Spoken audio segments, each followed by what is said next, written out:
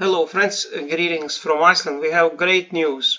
The hot water supply from Svartsengi geothermal power plant to Keflavik and neighboring communities had been restored, and much ahead of time. Actually, they did it only in 2 days, incredibly fast. So here you see some pictures from this project. As they had been welding the pipes, we are on the website of HS Orca, which is responsible for this project and also for the power plant of Svartsengi.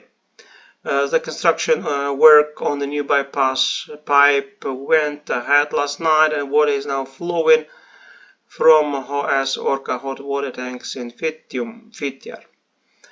The welding of all pipes was finished at around 1 o'clock the previous night. Then it was pulled with a bulldozer along the lava trail that runs across the new lava.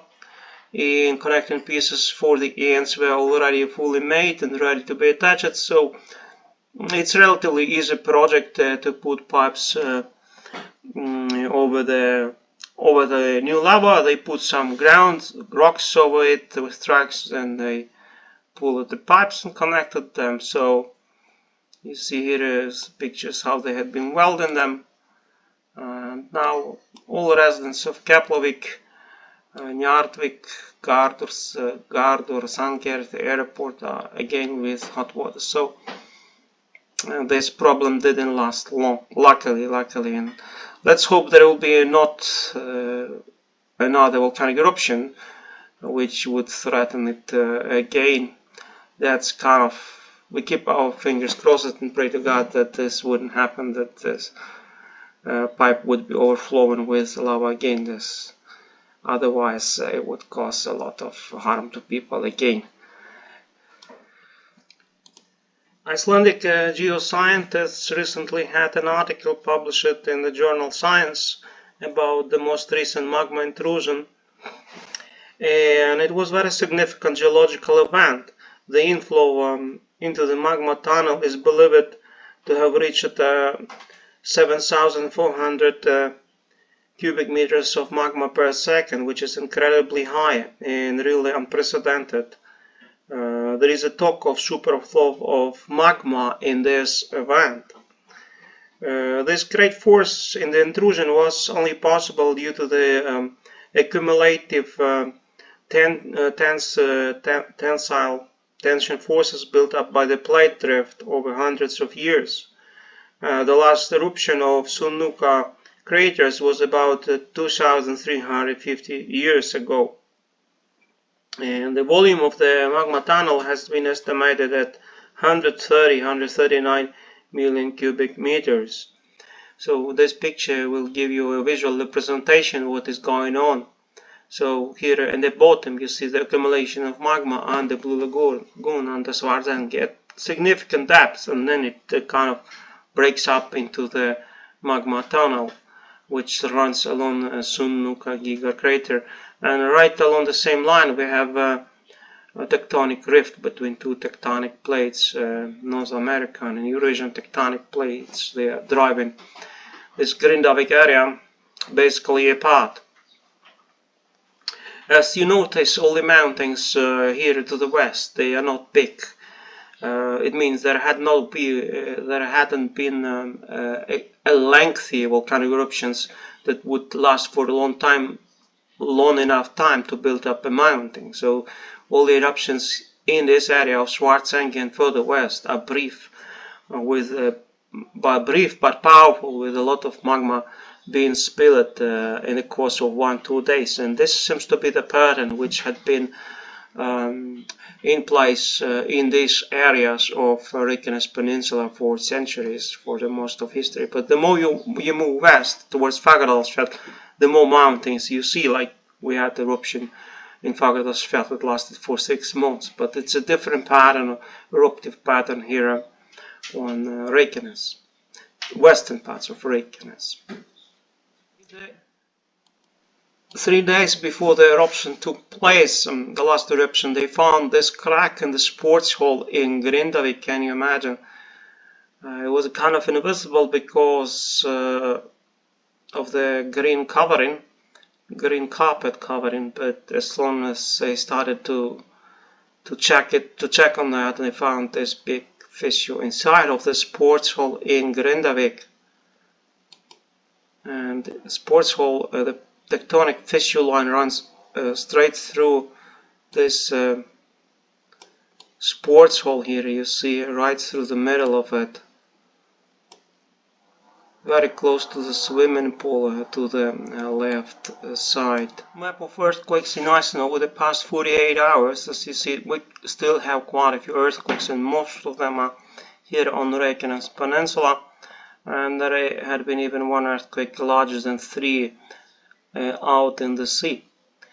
We can also take a look at the table.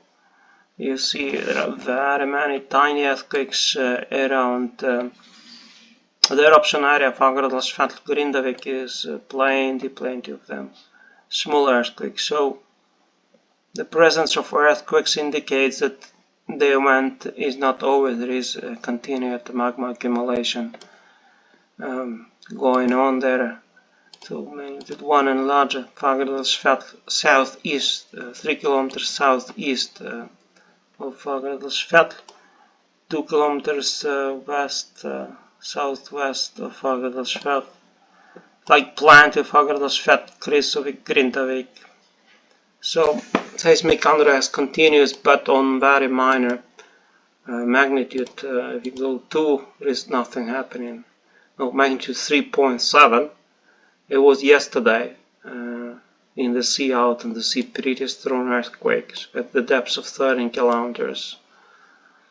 Magnitude, yeah, the same earthquakes, only one big earthquake yesterday at very much distance from the shore, but pretty strong one. On the same system, Reykjanes. Here we are on the website of Blue Lagoon, and the notice says, due to volcanic eruption, the area Blue Lagoon is temporarily closed. So Blue Lagoon remains closed, as you see. And today they extend the closure day by day, because today it was saying that they will decide today, and then as the day comes they extend it by one more day. So we have made a decision to extend the closures through Wednesday, February 14th, at which time the situation will be reassessed. Further updates and information will be provided here as they become available. But you can book the tickets to Blue Lagoon, as you see. 9,900 krona is about 70 euros, and you can go on ahead of time and book Blue Lagoon tickets even on any day, let's say on the 15th. You see, you can choose even comfort, premium, whatever. But I guess they do refund if it's closed. Even for tomorrow, no, fully book it. For tomorrow you can't. But on the you can book for the 15th. What I don't recommend, of course, but it's up to you. The roads to Blue Lagoon are closed. There is a closure point, a checkpoint on the entry to Grindavik from the east and Bos from the west, so it's impossible to access Blue Lagoon by car and film the new lava, because once you can get to Blue Lagoon you can film the new lava. And there is also a closure here on the airport highway. They don't let the cars drive this direction. As you know, lava went over the road here where there is a turn to Blue Lagoon. So there are no updates, nothing new. On road openings, most of roads to Grindavik and the close vicinity of Grindavik are closed. The weather got somewhat warmer these days. We started to have plus temperatures. It was +3 yesterday in Iceland.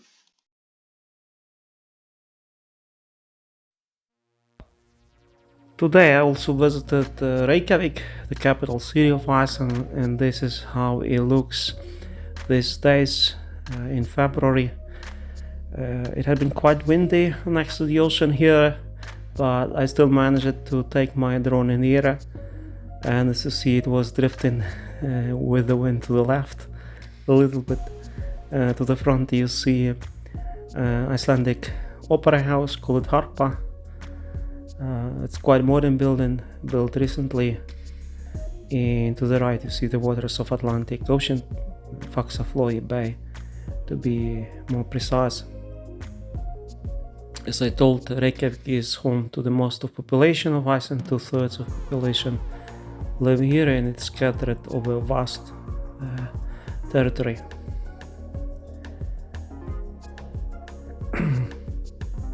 In the distance you see the tallest church in Iceland, called Hallgrímskirkja, and this is the coastal highway of Reykjavik, called Sæbraut or Sea Highway. I'm going to fly along it, so enjoy the footage. I wish you all the best and be well. New readings from Iceland.